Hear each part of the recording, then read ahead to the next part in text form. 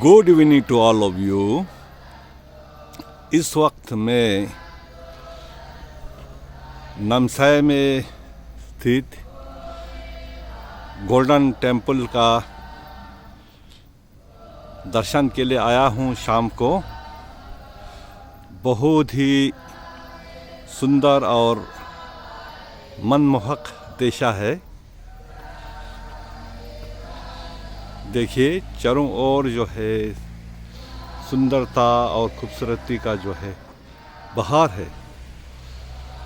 और इस वक्त अभी मैं अगर इस साइड से इस मंदिर में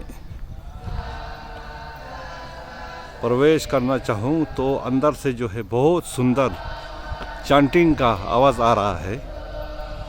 मुझे लगता है कि छोटे छोटे बनते लोग जो है शाम का प्रेयर कर रहे हैं।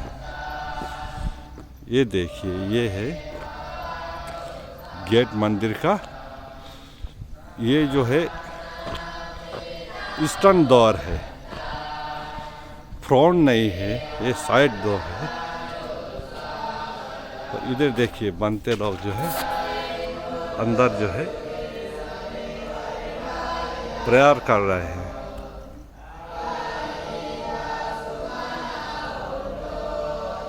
बहुत सुंदर है।